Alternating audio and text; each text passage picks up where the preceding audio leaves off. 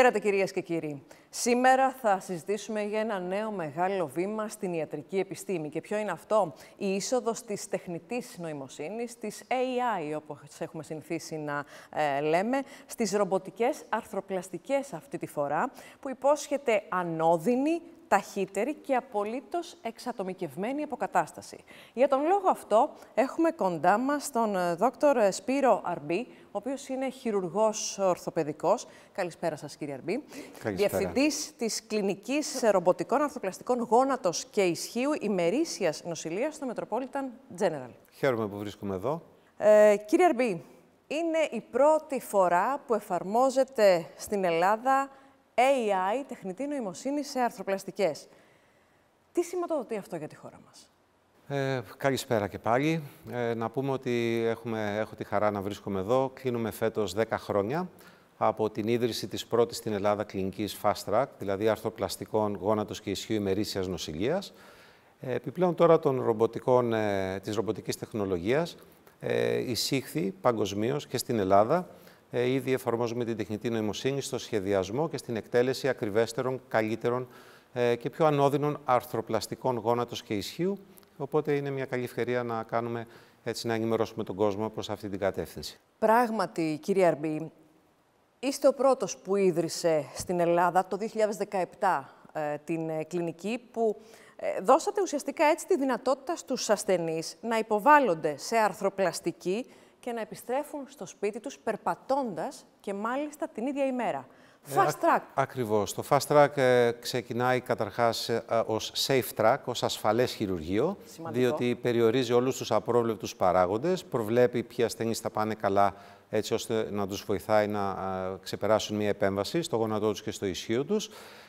Και ουσιαστικά η χρήση της τεχνολογίας παρακάμπτει ένα μεγάλο κομμάτι παρεμβατικότητα στο χειρουργείο, καταστώντας την επέμβαση πολύ πιο σύντομη, πιο ακριβή, χωρίς παρεμβάσεις στους μυς, βοηθώντας τους ασθενείς να κινητοποιηθούν πάρα πολύ γρήγορα μετά την επέμβαση και πλέον το 80% αυτών να πηγαίνουν στο σπίτι τους μέσα στο 24ωρο και πολλοί από αυτούς λίγες ώρες μετά το χειρουργείο. Περιγράψτε μας λίγο για να συνειδητοποιήσει ο κάθε ασθενής και ο κάθε άνθρωπος που μας ακούει. Πόσο διαφορετική είναι αυτή η μέθοδος σε σύγκριση με την κλασική αρθροπλαστική? Κοιτάξτε, η κλασική αρθροπλαστική είχε το μειονέκτημα ότι πρώτον το όπλο του γιατρού ήταν μια ακτινογραφία και το δεύτερο είναι ότι όλοι οι ασθενείς υποβάλλονταν στο ίδιο χειρουργείο. Άρα αυτό που λέγαμε παλαιότερα γόνατο ή ισχύο από το ράφι, ουσιαστικά σήμαινε πως ο γιατρός έπρεπε, όποιες και αν ήταν οι ιδιαιτερότητες του ασθενούς, όποια και αν ήταν η βλάβη, η ηλικία του, το φύλο του, το βάρος του, η εργασία του, να τοποθετήσει ένα υλικό με τον ίδιο κοινό τρόπο. Καμία εξατομίκευση είναι ο λίγος. Καμία εξατομίκευση. Επειδή δεν υπήρχε τεχνολογία να μετρήσει κανείς τι έχει φθαρεί, πόσα χιλιοστά βλάβης υπάρχει, έπρεπε να δημιουργηθεί χώρος στην άρθρωση, έπρεπε να αφαιρεθεί ένα κομμάτι και φθαρμένου και άφθαρτου οστού, έτσι ώστε να χωρέσει το νέο υλικό σε μια κοινή για όλους θέση. Επειδή όμως δεν είναι όλες οι αρθρώσεις ίδιες, περίπου το 70% των ασθενών πήγαιναν καλά, έστω μετά από πολλούς μήνες που επουλώνονταν οι τραυματισμένοι μυς. Ένα 30% των ασθενών είχαν μόνιμα ενοχλήματα, δεν ήταν χαρούμενοι και γι' αυτό, αν και μπορούσαν να είχαν κάνει την επέμβαση στον ίδιο γιατρό, άκουγες κόσμο ο οποίος έλεγε μη χειρουργηθείς, θα βρεις τον πελά σου, κράτησε ένα μπαστούνι κάποιους μήνες, δεν έγινα καλά και συνεχώς πονάω. Άρα αυτή η ακρίβεια που σας δίνει η νέα μέθοδος της τεχνητής νοημοσύνης βοηθάει πάρα πολύ στην εξατομίκευση και βέβαια στο λιγότερο πόνο του ασθενούς και στην ταχύτερη αποκατάσταση. Ναι, το βασικό κομμάτι που άλλαξε βασικά είναι η εξατομίκευση των επεμβάσεων. Είναι η πρώτη φορά που οι ασθενείς, αντί για ακτινογραφίες, κάνουν εξετάσεις που ομοιάζουν με αξονική τομογραφία. Οι αξονικές αυτές επεξεργάζονται σε περιβάλλον τεχνητής νοημοσύνης, το οποίο αντί να δει 5-10 σημεία που βλέπει μια ακτινογραφία, αναλύει πάνω από 300 παραμέτρους, μεταφέρει πάνω στην άρθρωση όλα τα υλικά, αναλύει που υπάρχουν, αναλύει ακριβώς ποια είναι η ποιότητα του οστού, προβλέπει την επιτυχία μιας επέμβασης, αφιερώνουμε πολύ χρόνο πριν το χειρουργείο, ώστε να αφιερώσουμε πολύ λιγότερο χρόνο μέσα στο χειρουργείο. Εκπληκτικό εργαλείο για τον χειρουργό αυτό που μας για τον ασθενή και για τον χειρουργό. Άρα κατ' επέκταση και για τον ασθενή. Όταν ολοκληρώνεται το πλάνο, δηλαδή έχει καταλήξει ο γιατρός στο ποιο πλάνο θα εκτελέσει, στη συνέχεια, μέσα στο χειρουργείο, το πλάνο αυτό φορτώνεται στο ρομποτικό σύστημα. Ο γιατρός φοράει ένα ειδικό κράνος προβολής ολογραμμάτων, το οποίο είναι το προϊόν της τεχνητής νοημοσύνης και για πρώτη φορά ουσιαστικά το ρομπότ βλέπει μέσα από τη συσκευή που φοράει στο κεφάλι του γιατρός και ο γιατρός βλέπει τι ακριβώς θα εκτελέσει το ρομπότ. Οπότε το ολόγραμμα που βλέπετε ουσιαστικά είναι το πλάνο του χειρουργείου μέσα από το δέρμα του ασθενούς. Είναι μια υπερδύναμη κατά κάποιο τρόπο το να έχει ο γιατρός ακτινολογική όραση μέσα από το δέρμα και αυτά που θα έπρεπε να δει με το μη ανοιχτού βιβλίου και παρέμβασης, πλέον τα βλέπει έξω από το δέρμα, περιορίζοντας την τομή του σε ελάχιστα εκατοστά και εξατομικεύοντας σε επίπεδο πλέον χιλιοστών την ακρίβεια της επέμβασης. Εκπληκτικό. Το ρομπότ μέσω της τεχνητής νοημοσύνης, λοιπόν, βλέπει με τέτοια λεπτομέρεια σαν να βρίσκεται ακριβώς μέσα στο γόνατο ή στο ισχύο. Έχουμε μπει λοιπόν στην εποχή, όπως λέμε στους ασθενείς μας, οι οποίοι νομίζουν ότι όταν λέμε αρθροπλαστική γόνατος ή ισχύου, δεν αλλάζει πλέον κάποια άρθρωση. Δεν ανοίγει δηλαδή ο γιατρός, κάνει μία τομή, να αφαιρέσει ένα γόνατο ή ένα ισχύο και να τοποθετήσει ένα άλλο. Πλέον το χειρουργείο αφορά την προσθήκη υλικού ακριβώς στις επιφάνειες στις οποίες έχει χαθεί ο χόνδρος. Άρα ίσως θα έπρεπε να μετασχηματιστεί να λέγεται πιο πολύ χόνδροπλαστική. Ακριβώς. Ο γιατρός λοιπόν θα δουλέψει στα τελευταία 3, 4, 5 χιλιοστά της άρθρωσης, ακριβώς όσοι είναι και η βλάβη, και γι' αυτό προκύπτει και η φυσική αίσθηση στο γόνατο και στο ισχύο και γι' αυτό βλέπετε οι ασθενείς που έχουν κάνει fast track και στην Ελλάδα και σε εμάς και στο εξωτερικό από τη βιβλιογραφία είναι οι πιο χαρούμενοι ασθενείς γενικά.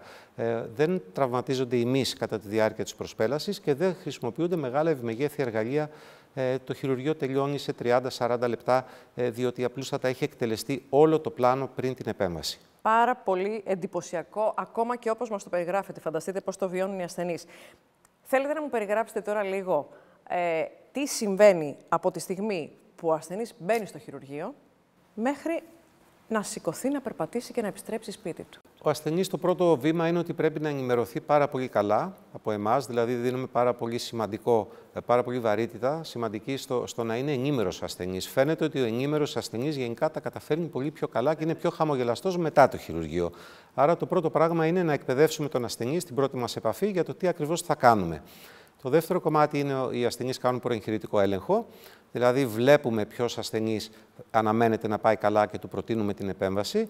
Κάνει προεγχειρητικό έλεγχο που αφορά τις ειδικές εξετάσεις για την πλατφόρμα τεχνητής νοημοσύνης, κάνει εξετάσεις αίματος, τον βλέπει ο καρδιολόγος. Μετά από λίγες μέρες κάνουμε την επέμβαση.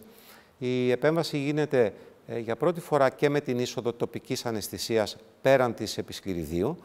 Αυτό μπορεί να προσφερθεί στους ασθενείς, διότι επειδή το χειρουργείο γίνεται σε πολύ μικρότερο χρόνο από ό,τι παλαιότερα, το φαρμακευτικό φορτίο είναι πολύ μικρότερο. Πολύ σημαντικό. Πάρα πολύ σημαντικό.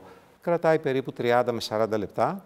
Οι ασθενείς κινούν το γόνατό τους και το ισχύο τους στο μισάωρο μετά την επέμβαση και η απογείωση του fast track σημαίνει ότι μία ώρα μετά την επέμβαση στο δωμάτιό τους, η υπόλοιπη ομάδα, οι φυσικοθεραπευτές, θα φροντίσουν ώστε ο ασθενής μας να κινητοποιηθεί, το οποίο είναι πολύ σημαντικό έναντι των θρομβώσεων και άλλων επιπλοκών. Οι ασθενείς γενικά fast track κινητοποιούνται γρήγορα, άρα έχουν λιγότερες πιθανότητες φλεγμονών, λιγότερες πιθανότητες θρομβώσεων, δεν χρησιμοποιούμε καθετήρες ή παροχετεύσεις και το κλειδί στην ενημέρωση σωστά του κοινού είναι η πλέον αντιμετώπιση της λέξης πόνου. Γενικά δεν τραυματίζουμε τους μυς, άρα δεν πονάμε. Ποια είναι τα συμπτώματα της αρθρίτιδας? Γιατί σας το ρωτάω αυτό? Γιατί έτσι όπως μας τα περιγράφετε, υπάρχει πολλοί κόσμος ο οποίος έχει πόνους, αλλά σου λέει ας το καθυστερήσω λίγο, ας μην πάω ακόμα για χειρουργείο, θα αντέξω λίγο ακόμα τον πόνο στο γόνατο, θα υποστώ λίγα χρόνια ακόμα τον πόνο στο ισχύο. Πώς καταλαβαίνει πλέον, ένετη 2025 και 2026, στις ημέρες μας, πώς καταλαβαίνει ο ασθενής ότι πρέπει τελικά να δει το γιατρό του και πιθανά να προχωρήσει άμεσα σε χειρουργείο? Κοιτάξτε, οι πιο πολλοί ασθενείς αναδεικνύουν μια ωραία διαίσθηση για το πότε πρέπει να φτάσουν στο γιατρό. Και εμπιστοσύνη και εμπιστοσύνη. Λίγο πολύ ξέρουν τι τους συμβαίνει. Η οστεοαρθρίτης σε άλλους εμφανίζεται μια και έξω. Ξαφνικά πονέσαμε μια μέρα και πήγαμε στο γιατρό και μας είπε ότι έχουμε αρθρίτιδα, πολύ προχωρημένη, και για κάποιον μπορεί να είναι μια σταδιακή διαδικασία. Το σημαντικό είναι ότι ο χόνδρος που έχουν οι αρθρώσεις και λιπαίνει τις αρθρώσεις, μεγαλώνοντας ή από χειρουργία ή από τραυματισμούς λεπταίνει, δεν εφηγραίνει την άρθρωση, δεν τη λιπαίνει, με αποτέλεσμα να δημιουργείται δυσκινησία, πόνος και περιορισμός στις δραστηριότητες, το οποίο καταβάλει και την ψυχολογία των ασθενών εκτός από ότι πονούν. Καλό θα είναι ο ασθενής να επισκεφτεί τον γιατρό του. Άμεσα, μόλις αισθανθεί τους πρώτους πόνους. Διότι υπάρχει ένα παράθυρο ευκαιρίας, αν το δεις νωρίς, να ακολουθήσεις έστω και κάποια συντηρητική αντιμετώπιση στην αρχή. Βέβαια, όταν ο πόνος είναι μόνιμος, το ένα του να κουμπίσει με το άλλο, καλό θα είναι κανείς να σκέφτεται τις επεμβάσεις αρθροπλαστικής, διότι όταν επιζητά το άριστα, δεν είναι καλό να μένει 10 χρόνια αχειρούργητος ή να περπατάει με ένα μπαστούνι για μία δεκαετία μέχρι να φτάσει να κάνει την επέμβασή του. Κύριε Αρμπή, ποια είναι τα μεγάλα πλεονεκτήματα της fast track νοσηλείας για τον ασθενή? Τα πλεονεκτήματα θα έλεγα πρώτον ότι είναι διεγχειρητικά. Από εκεί ξεκινάνε πολλά πράγματα. Το σύντομο χειρουργείο μέσω μικρών προσπελάσεων που δεν τραυματίζουν τους μυς εκμηδανίζουν τις περιπτώσεις φλεγμονών.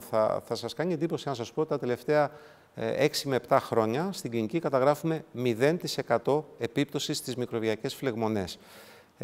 Ξεκινώντας όταν ξεκινήσαμε και ειδικά μετά στην περίοδο του COVID, ο κόσμος έμαθε το fast track γιατί μπορούσε να κάνει την επέμβασή του και να είναι το βράδυ στο σπίτι του, γιατί φαίνεται ότι το περιβάλλον του σπιτιού, η οικογένεια, το φαγητό, ο καναπές είναι καλύτερο ψυχολογικό περιβάλλον από ότι το περιβάλλον του νοσοκομείου. Πλεονέκτημα είναι το να μπορεί κανείς να σηκωθεί να περπατήσει άμεσα, χωρίς να χρειάζεται να πάρει οπιοειδή φάρμακα, χωρίς να χρειάζεται να είναι καθυλωμένος σε ένα κρεβάτι. Οπότε, ακόμα και όταν είσαι ένας ηλικιωμένος άνθρωπος, 80-85, που έχουμε καθημερινά στο χειρουργείο και έχουν και κάποια συνοδά νοσήματα, βλέπεις ότι λόγω του ότι υποβλήθησαν σε αρθροπλαστική fast track, δεν απορριθμίστηκαν τα συμπτώματά τους. Δεν απορριθμίστηκαν οι εξετάσεις αίματος, δεν χρειάστηκαν μεταγγίσεις. Είναι πάρα πολύ σπουδαίο να βλέπεις τον ασθενή σε αυτή την ηλικία να σηκώνεται και να βαδίζει μετά την επέμβαση. Δεν υπάρχουν σωλήνες, δεν υπάρχουν παροχετεύσεις, δεν υπάρχουν καθετήρες και όχι μόνο σε εμάς, σε όλα τα περιβάλλοντα, τα σύγχρονα χειρουργικά ανά τον κόσμο, όλες οι επεμβάσεις αρθροπλαστικών fast track σημαίνει ενθουσιώδης, χαρούμενος και γρήγορος ασθενής.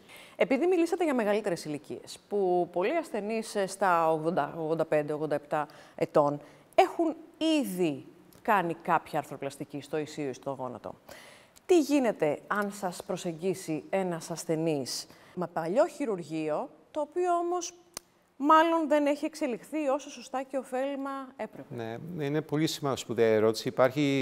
Υπάρχουν χιλιάδες άνθρωποι που έχουν υποβληθεί σε μια επέμβαση, η οποία δεν λειτουργεί καλά, είτε είχαν τραυματιστεί κιόλας πάνω σε αυτή την επέμβαση, είτε για κάποιο λόγο πονάνε ή έχει χαλαρώσει το υλικό επειδή έχουν χειρουργηθεί με έναν παλιότερο τρόπο πριν από 5, 10, 15 χρόνια.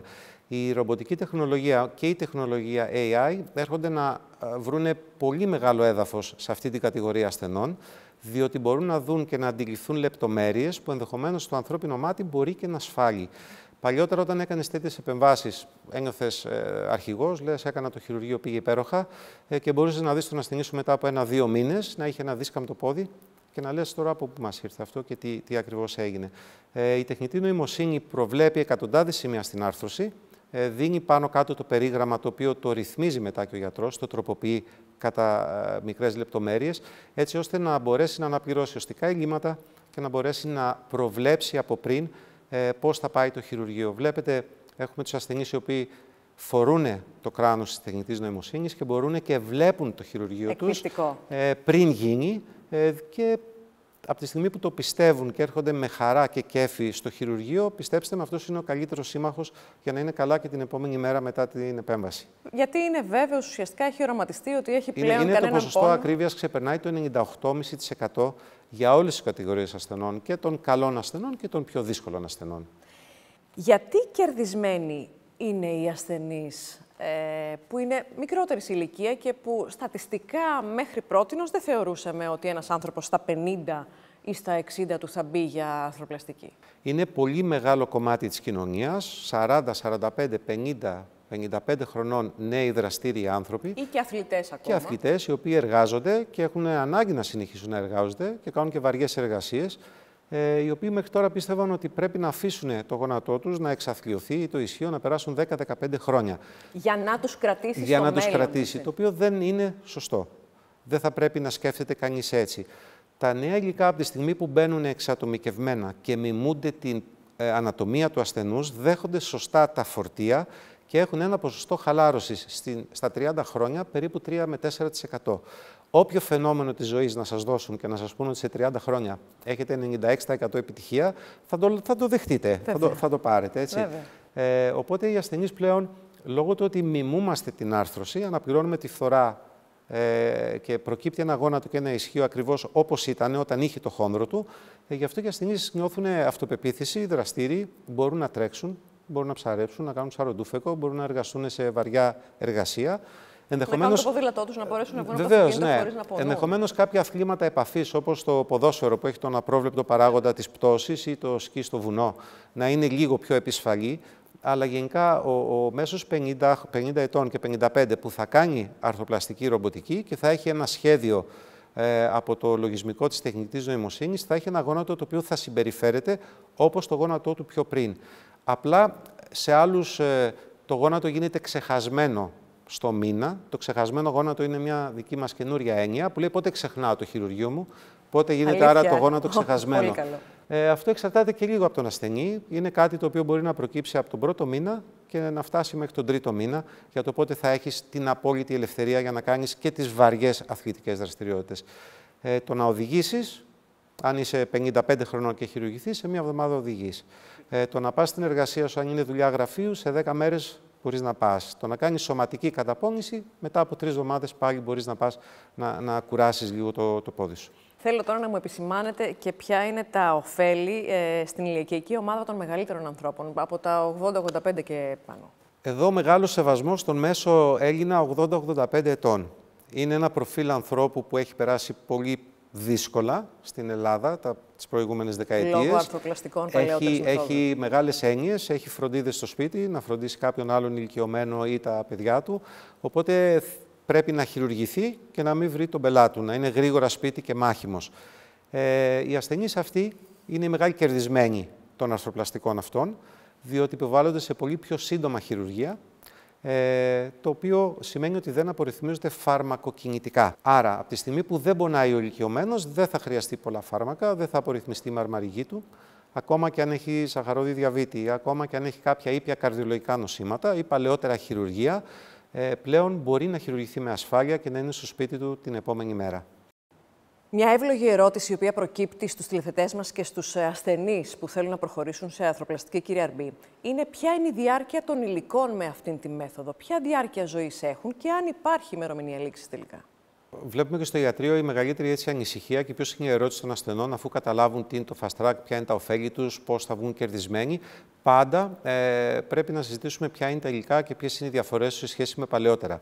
Θα έλεγα ότι μια κυρίαρχη διαφορά είναι η δυνατότητα των νέων υλικών να βγαίνουν στο χιλιοστό. Δηλαδή, παλαιότερα έκανες μια αρθροπλαστική, έκανες ένα καλό χειρουργείο πριν 10 χρόνια και υπήρχε από κάθε εταιρεία 3-4 μεγέθη για τον κάθε ασθενή. Άρα τα μεγέθη πρωτίστως, τα νέα υλικά βγαίνουν σε μεγέθη του χιλιοστού έτσι ώστε να ταιριάζουν στον κάθε ασθενή, πρώτον. Δεύτερον, είναι υποαλλεργικά. Τρίτον, δεν απελευθερώνουν σωματίδια στο αίμα του ασθενούς είτε μετά από 5, 10, 20, 30 χρόνια. Έχουν βιταμίνη Ε, το οποίο προσφέρει ένα αντιοξειδωτικό περιβάλλον και μπορεί να είναι είτε από τιτάνιο είτε να είναι κεραμικά.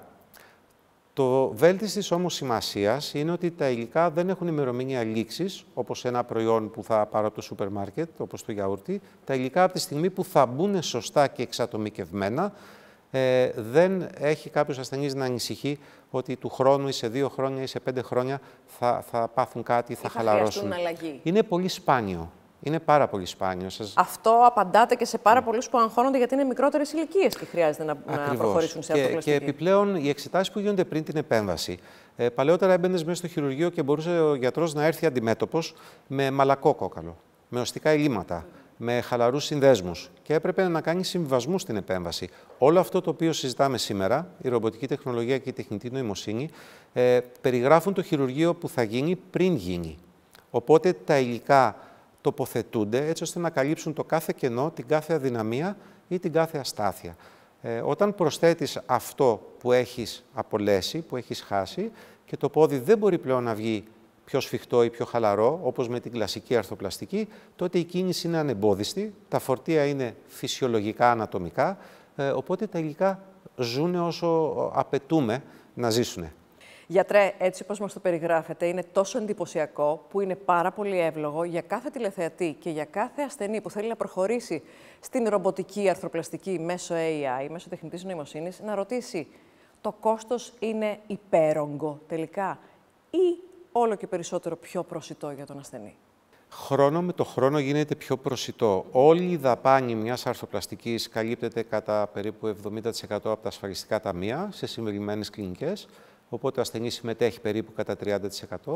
Το χειρουργείο εξατομικεύεται, το οποίο είναι πολύ σημαντικό. Έχουν όλα τα ωφέλη και με τα ασφαλιστικά τους ταμεία, δηλαδή στις ιδιωτικές κλινικές, το οποίο είναι σημαντικό, και χρόνο με το χρόνο, λόγω του ότι πιο πολλοί ασθενείς χειρουργούνται ρομποτικά, οι τιμές υποχωρούν.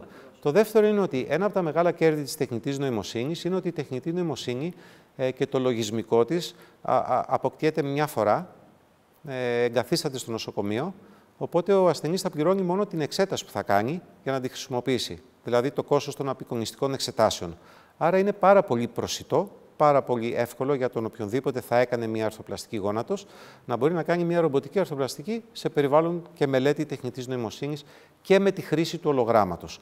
Το ολόγραμμα που κάνει όλη τη δουλειά για την ατραυματική φύση του χειρουργείου είναι μία φορά απόκτηση από το δυναμικό της κλινικής, οπότε δεν έχει κάποια επιπλέον χρέωση για κάθε χειρουργείο. Πώς νιώθετε, κύριε Αρμπή, εσείς προσωπικά που χειρουργείτε με τέτοια τεχνολογία?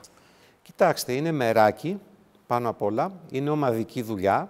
Δεν μπορούμε να κάνουμε κάτι αν δεν έχουμε την αναισθησιολογική ομάδα, αν δεν έχουμε την ομάδα των φυσικοθεραπευτών, των διατροφολόγων, των ψυχολόγων. Όλοι μαζί πλαισιώνουμε τις ανάγκες του ασθενούς. Θα έλεγα ότι νιώθεις λίγο σαν να κάνεις ράφτινγκ σε ένα ποτάμι. Είσαι πάντα έτοιμος και πάντα περιμένεις στη γωνία να δεις τι καινούριο έρχεται και πώς θα αντιμετωπίσεις και το επόμενο εμπόδιο. Το ωραίο κομμάτι είναι ότι είμαστε στην Ελλάδα όπου είναι πολύ ανθρωποκεντρική η ιατρική. Ο ασθενής μας και οι ανάγκες του είναι πάντα στην κορυφή της πυραμίδας. Ο γιατρός, τα ρομπότ και η τεχνητή νοημοσύνη στελεχώνουν τον ασθενή και τις ανάγκες του. Το ρομπότ κάνει πολύ σημαντική δουλειά, η τεχνητή νοημοσύνη κάνει ακόμα μεγαλύτερη δουλειά, αλλά απαντήσεις στις ανάγκες και στις προσδοκίες και στις ελπίδες του ασθενούς δίνει ο γιατρός. Οπότε τώρα θα με κάνετε να σας ρωτήσω μια ερώτηση που φοβίζει αρκετούς ασθενείς. Κρίνεται τελικά ότι η τεχνητή νοημοσύνη μπορεί ποτέ να αντικαταστήσει τον γιατρό ή απλώς να τον ενισχύει όλο και περισσότερο? Η τεχνητή νοημοσύνη είναι ένα συστατικό μιας συνταγής που γίνεται κάθε χρόνο και καλύτερη. Οπότε δεν μπορεί ποτέ να αντικαταστήσει τον γιατρό. Δεν θα γίνει ποτέ ένα χειρουργείο με τηλεκοντρόλ, το οποίο θα πατάμε ένα κουμπί και θα εκτελείται μία επέμβαση. Είναι πολλή πληροφορία, πολλά δεδομένα, επεξεργασμένα πάρα πολύ γρήγορα, γλιτώνοντας πολύ χρόνο, κόπο, πόνο και τραύμα στους ασθενείς και βελτιώνοντας την απλότητα και την ευστοχία. Σε καμία περίπτωση όμως δεν θα μπορέσει να αναπληρώσει την πρακτική του χειρουργού και την ψυχολογική υποστήριξη στον ασθενή. Κύριε Αρμπή, σας ευχαριστούμε θερμά για την υπέροχη συνέντευξη, για την πολύ κατανοητή ανάλυση που μας κάνατε για την αρθροπλαστική με την τεχνητή νοημοσύνη, αλλά κυρίως σας ευχαριστούμε γιατί αυτό που κρατάμε σήμερα είναι ότι η τεχνητή νοημοσύνη και η ρομποτική χειρουργική δεν είναι απλώς μια τεχνολογία. Είναι πράγματι η νέα εποχή που δίνει στους ασθενείς πίσω τη ζωή τους, κυρίως χωρίς πόνο καθόλου, χωρίς ταλαιπωρία και με χαμόγελο από την πρώτη μέρα και κυρίως άμεση κινητοποίηση. Έτσι ακριβώς. Θα λέγαμε ότι η τεχνολογία του μέλλοντος είναι εδώ. Έτσι πρέπει να κινούμαστε. Τα κέντρα όλα πρέπει να διαθέτουν αυτήν την τεχνολογία. Δεν μπορεί πλέον να μπαίνει στο χειρουργείο χωρίς αυτό το οπλοστάσιο. Οι χειρουργικές μέθοδοι fast track, δηλαδή το να μπορεί ο ασθενής να χειρουργείται και σε μία ώρα να βαδίζει, θα το καταλάβουμε όταν και αν χρειαστεί να κάνουμε και εμείς το γόνατό μας και το ισχύο μας. Πρέπει να είμαστε αρματωμένοι με όλη την τεχνολογία και να κοιτάμε μπροστά πώς ακριβώς εξυπηρετούμε τις ανάγκες του ασθενούς και γενικότερα πώς μπορούμε να βελτιώνουμε τη μυοσκελετική υγεία στη χώρα. Μια πραγματική επανάσταση λοιπόν, η οποία εφαρμόζεται πλέον και στην Ελλάδα. Κύριε Αρμπή, σας ευχαριστούμε πολύ. Ευχαριστώ πάρα πολύ και εγώ. Να είστε καλά.